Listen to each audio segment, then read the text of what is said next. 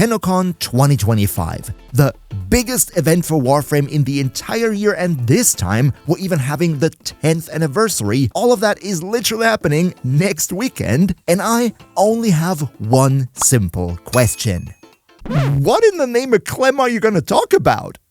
I mean, let's be real, for Tennocon 2024, we already got a teaser for what would be the next big thing 6 months ahead of time with the end sequence of Whispers in the Wall. At Tennocon, we'd be talking about Warframe 99. Everybody knew that. But for Tennocon 2025, let me quickly check. Yeah, there's not so much going on there. So, what I want to do in this video is go over the few tidbits that we know, analyze what the last updates in the previous years brought into the game, and maybe use that info to predict what might be the next big step for Warframe, what might be announced at Tennocon 2025.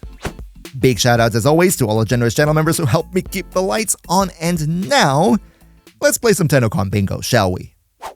But alright. Let's start off the video with a simple thing, the one and only thing that we for sure know will happen, and that will be the Tenno concert, of course.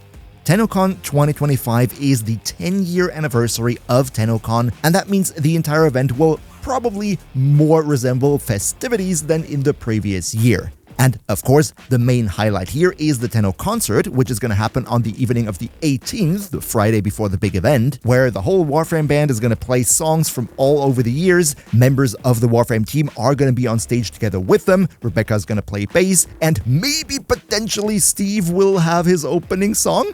I mean, I don't know. I would like it though. And overall, I think the Friday before the main event is just gonna be a big fat party. So much we know. They officially announced that, they have the schedule, they even gave us some behind the scenes footage on how they prepared for the concert, which I think was pretty nice. And before we go into the predictions as to what they might announce for Warframe's big next step, we need to quickly go over again how Warframe in general structure their updates throughout the year so that we're all on the same page for that.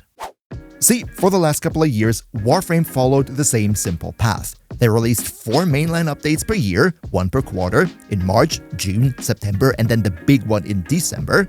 That has been successful so far, and I don't think it will change anytime soon. Meaning, with Tennocon happening in July, the next update after Tennocon will be in September, and DE have a little bit of a track record in the past where they showed minor contents that would be included in the next update, like some fashion frame, Tennogen skins, deluxe skins sometimes even, long before they talk about the actual details of the very update. So one thing that I think might be pretty realistic is that we get a showcase of some new deluxe skins, some new Tennogen coming in with the September update.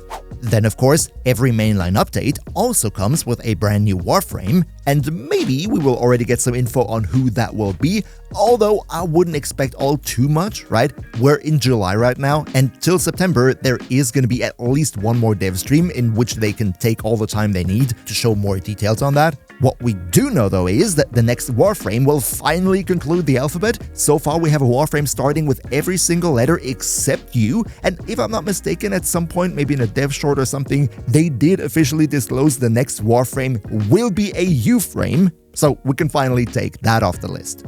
However, one more thing that is going to happen until the next mainline update is we're probably going to have another Prime Frame coming, and here we can narrow it down a little bit more. The last Prime Frame was Yareli Prime. She released on the 6th of July 2021. Fun fact, by the way, I got sponsored back in the day on my German channel to make a video about her on release. So naturally, we would expect that the Warframe who came after, that being Caliban, would be the next one to receive his bling version, especially because we already got a new Caliban augment, which is peak cinema. This thing is really busted as heck.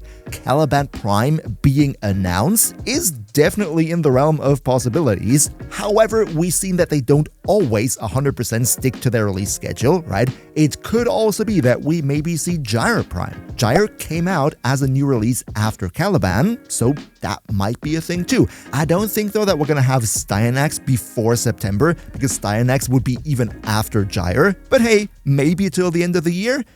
We can still hope, right? But now, let's talk a bit more about story.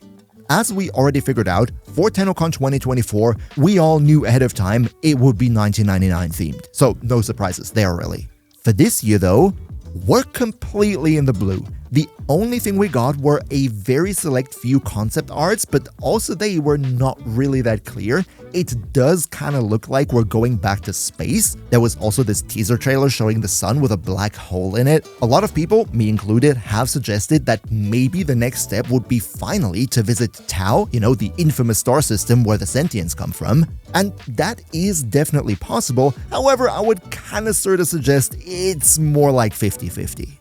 As to what exactly the story will bring, I'm gonna be real, I know not more than you. It's of course gonna have to do with the Indifference, it's gonna have to do with Entrati, something in space. I know, a bit disappointing, no big reveals here, but then again, in 1 week we will have certainty, and what do you think where the next chapter of Warframe is gonna go? However, the, in my opinion, biggest thing that I want to talk about in this video is progression mechanics. While sure, every December update brings usually a big story quest, brings maybe a new tile set, a new environment to play in, a new enemy faction, all that good stuff that we had reliably over the last couple of years, every now and then, they also bring in completely new progression mechanics for our weapons and warframes. I mean, just look at Arcanes for example. Before the Plains of Eidolon, we did not have that. We had the Operator, we had Helminth System in 2019, we had Archon Shards coming with a new war in 2022, I guess? And every few years, they introduce a completely new progression mechanic to keep us interested and hooked in the game. Now, why am I saying all of that?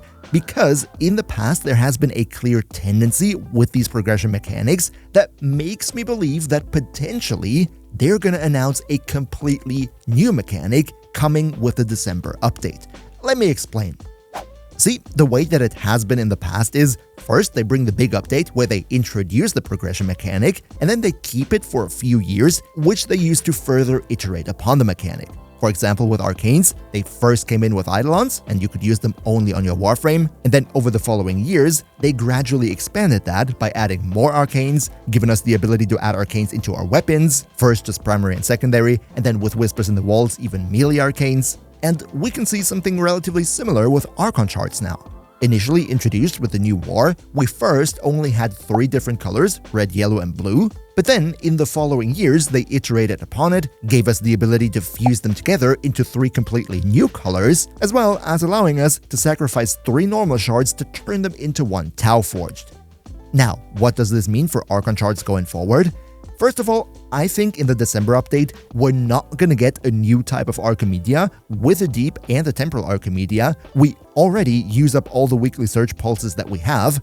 Wouldn't really make sense to introduce another Archimedia that we then can't fully play. So what I think would be much more realistic here would be A, giving us the ability to turn Archon Shards from one color into another, maybe take 2 random Archon Shards to turn them into 1 Archon Shard of the color you desire, something like that would allow me to get rid of all the yellows that I'm stockpiling. Or, and that is a bit more speculative, maybe we're gonna see Archon Shards for weapons.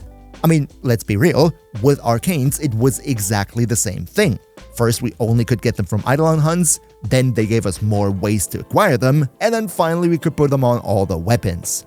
So I don't think it's too far-fetched to assume that the next logical step for Archon Shards would also be to allow them on weapons, maybe introduce a completely new form of Archon Shards for the weapons, because looking at all the perks that the Warframe Archon Shards give us, I think having some creative options for weapons could mix up a lot of builds, and I would be all here for it.